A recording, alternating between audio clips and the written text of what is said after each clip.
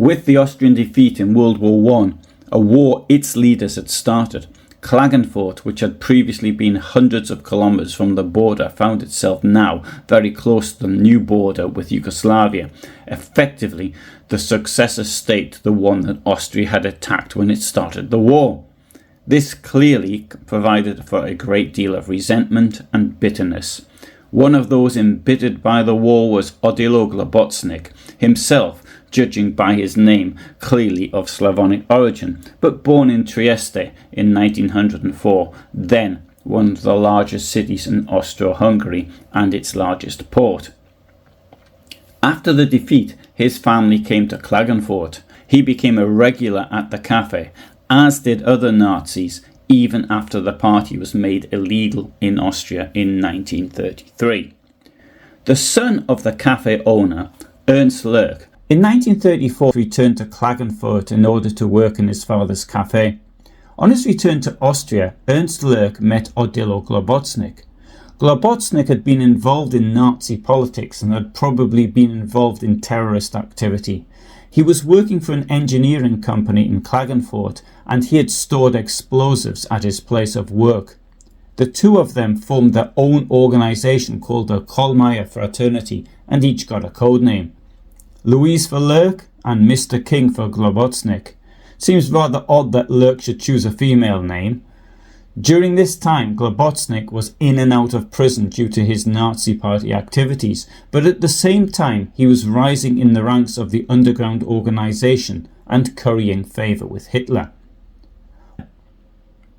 Globocnik and Lurk had nothing to do with the attempted Nazi coup d'etat in Austria in July 1934, but Globocnik did assist some of the killers in getting away.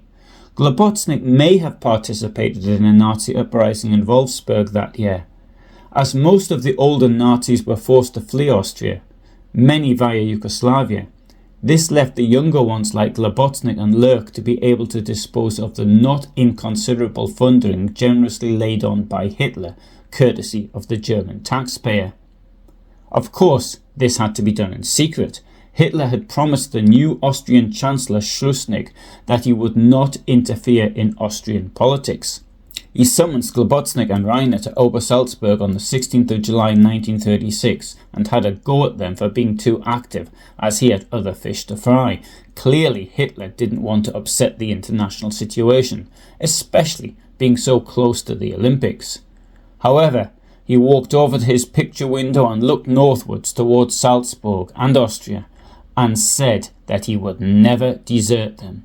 Globocnik and Reiner considered that this meant that they would have to lay low for a while, but that their day would come. Their day did come, and probably much quicker than they thought. Nazi Germany annexed Austria in March 1938. Globocnik became the Gauleiter of Vienna, whilst Friedrich Reiner became Gauleiter of the Nazi Party in the Reichsgau Salzburg and member of the Reichstag in Berlin. Later, amongst other positions, he was to be the Gauleiter of Reichsgau Carinthia, as well as the High Commissioner of the Operational Zone of the Adriatic Littoral. Ernst Lurk married a woman who worked in a Gestapo office, and Odilo Globocnik was one of the witnesses at the wedding. He more than returned the favour for Globocnik. Irmgard Riekheim was the secretary of Lurk's superior Hans Maubach. Lurk approached her on behalf of Globocnik, who was perhaps too shy to ask himself.